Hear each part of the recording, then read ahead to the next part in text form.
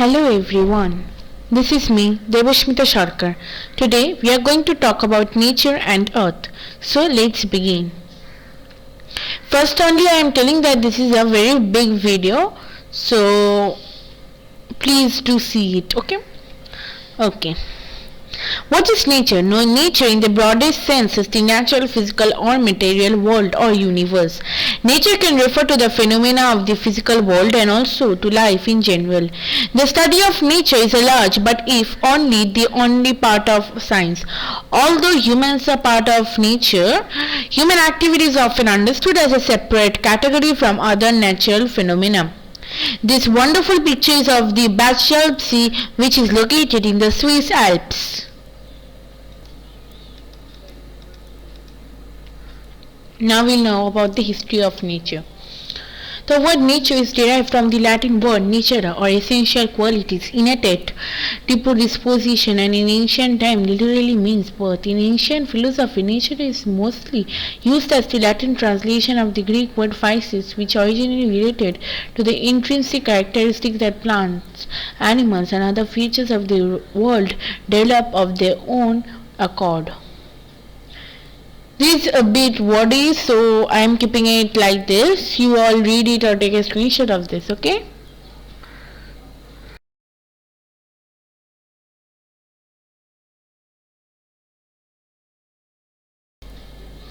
I hope everybody have took a screenshot or have seen it, read it.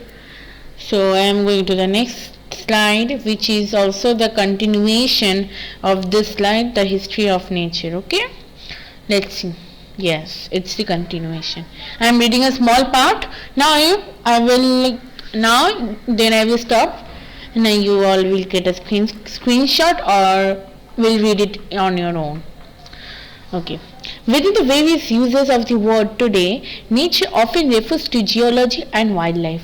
Nature can refer to the general realm of living things and animals, and in some cases to the processes associated with inanimate objects.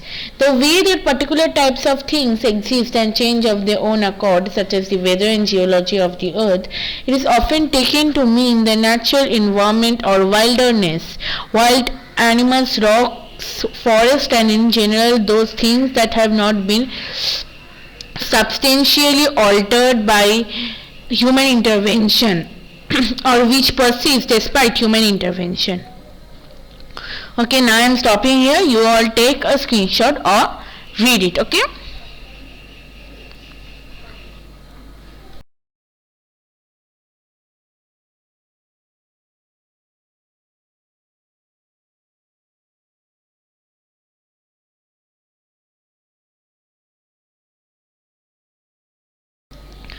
Hope everyone have read it and have seen and have took a screenshot. Let's move on to the next slide, which consists the definition of earth.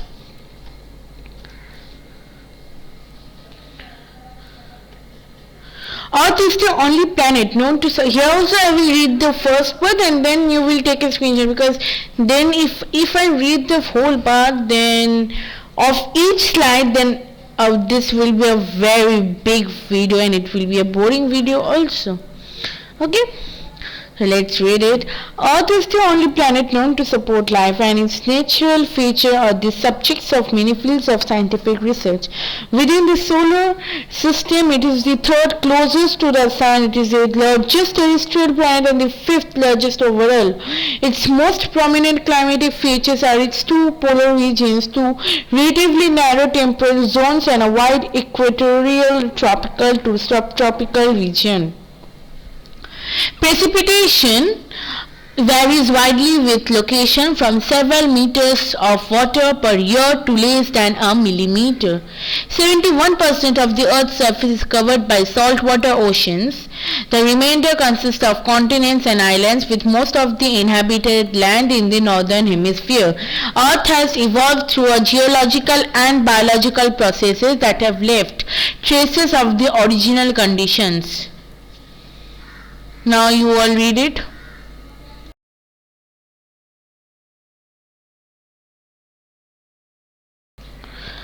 Okay. Now I am going to the next slide, which consists the geology of the earth. This I will read whole. Geology is the science and study of the solid and liquid matter that constitutes the earth. The field of geology encompasses the study of the composition, structure, physical properties, dynamics and history of earth materials and the processes by which they are formed, moved and changed. The field is a major academic discipline and is also important for mineral and hydrocarbon extraction, knowledge about and mitigation and natural hazards, some geotechnical engineering fields and understanding pasts, climates and environments. Okay. Now we will know about the geological evolution. The geology of an area evolves through time as rock units are deposited and inserted and deformational processes change their shapes and locations. Rock units are first emplaced either by decomposition onto the surface or intrude into the overlying rock. Decomposition can occur when sediments settle onto the surface of the earth and later lithify into sedimentary rock, or when as volcanic materials such as volcanic ash or lava flows blanket the surface. Now you all take a screenshot and read it.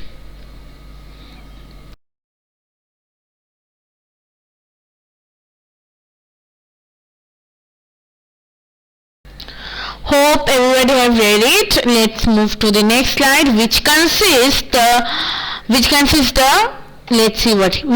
historical perspective. I'm reading it half and you read it. Earth is estimated to have formed 4.54 billion years ago from the solar nebula along with the sun and other planets. The moon formed roughly 20 million years ago later. Initially molten, the outer layer of the earth cooled, resulting in the solid crust. Outgassing and volcanic activity produced the primordial atmosphere. Condensing water vapor, most or all of which came from ice delivered by comets, produced the oceans and other water sources. The highly energetic chemistry is believed to have produced a self-replicating molecule around 4 billion years ago.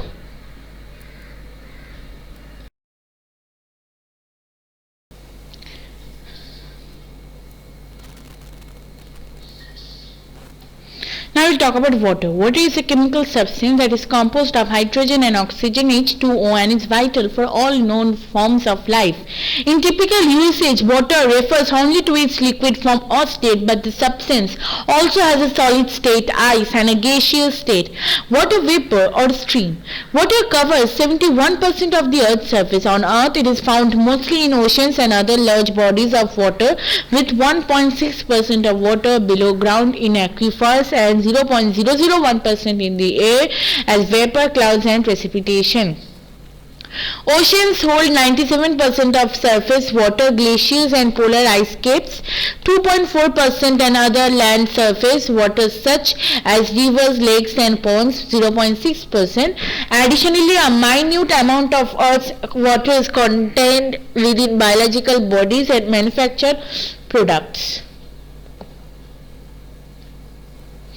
Now we talk about the ocean. Ocean is the major body of saline water and in principal component of the hydrosphere. Approximately 71% of the Earth's surface, an area of some 361 million square kilometers, is covered by ocean, a continuous body of water that is customarily divided into several principal oceans and smaller seas. More than half of this area is over 3000 meters, 9800 feet deep. Average oceanic salinity is around 335 parts per thousand, 3.5%, and nearly all seawater has a salinity in the range of 30 to 38 parts per thousand. Now you will see it. Hope everyone have seen it. So I am going to the next slide. Next slide contains the definition of lakes. A lake from Latin word lacus is a terrain feature, a physical feature, a body of liquid on the surface of a world that is localized to the bottom of basin. Another type of landform or terrain feature that is it is not global and moves slowly if it moves at all. On earth, a body of water is considered a lake when it is inland, not part of the ocean, is larger and deeper than a pond and is fed by a river. The only world other than Earth known to harbor lakes is Titan, Saturn's largest moon, which has lakes of ethane, most likely mixed with methane.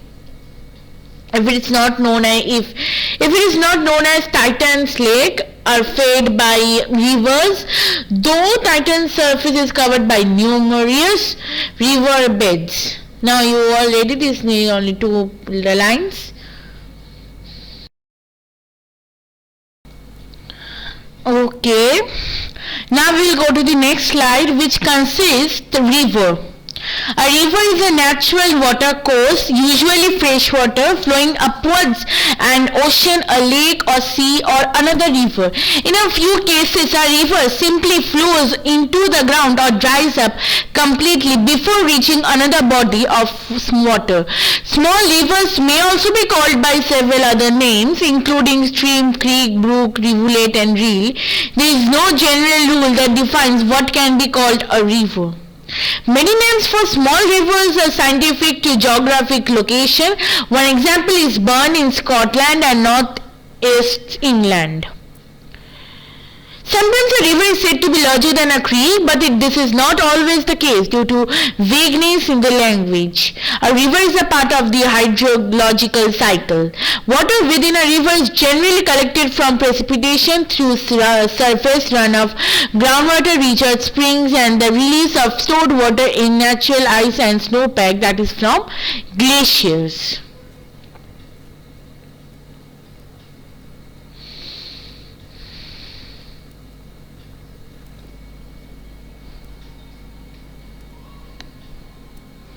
A stream is a flowing body of water with a current confined within a bed and stream banks. In the United States, a stream is classified as water course less than 60 feet, 18 meters wide.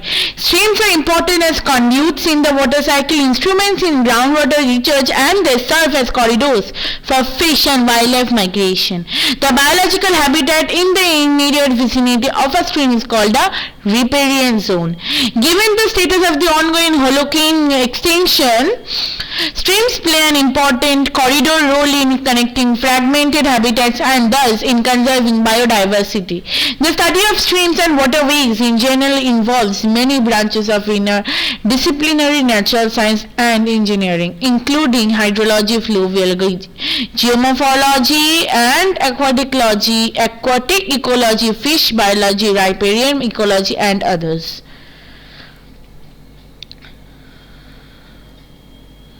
Ecosystems. Ecosystems are composed of a variety of biotic and abiotic components that function in an interrelated way. The structure and composition is determined by various environmental factors that are interrelated. Variations of these factors will initiate dynamic modifications to the ecosystem.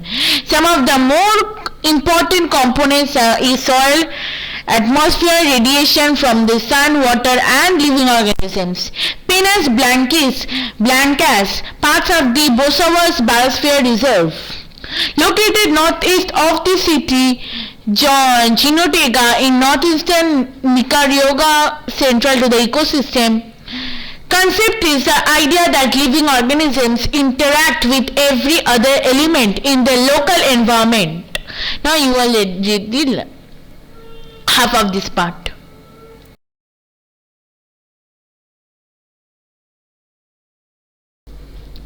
Okay, hope everybody have seen it. Now we will go to the next slide, which consists the wilderness. Okay, wilderness generally defined as the areas that have not been significantly modified by human activity. Wilderness areas can be found in preserves, estates, farms, conservation preserves, ranches, nature, national forests, national parks, and even in urban areas, along rivers, gulches, or otherwise undeveloped areas. Wilderness areas and protected parks are considered important for the survival of certain species. Ecological studies, conservation, and solitude. Some nature writers believe wilderness areas are vital for the human spirit and creativity, and some ecologists consider wilderness areas to be an integral part of the Earth's self-sustaining natural ecosystem, the biosphere. They may also preserve historic genetic traits and that they provide habitat for wild flora and fauna that may be difficult or impossible to recreate in zoos, arboretums, or laboratories.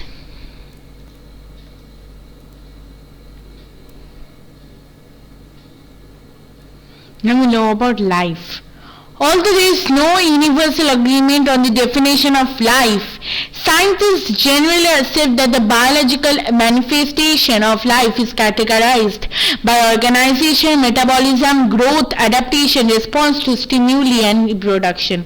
Life may also be said to be simply the characteristic state of organisms. Properties common to terrestrial organisms, plants, animals, fungi, protists, archaea, and bacteria are that they are cellular, carbon, and water-based with complex organization, having a metabolism, a capacity to grow, respond to stimuli, and reproduce. An entity with these properties is generally considered life. However, not every definition of life considers all of these properties to be essential. Human-made analogues of life may also be considered to be life. Now we will know about evolution. The origin of life on Earth is not well understood, but it is known to have occurred at least 3.5 billion years ago during the Hadean or Archean eons on a primordial Earth that had a substantially different environment that is found at present. These life forms possessed the basic traits of self-replication and inheritable traits. Once life had appeared, the process of evolution by natural selection resulted in the development of ever more diverse life forms.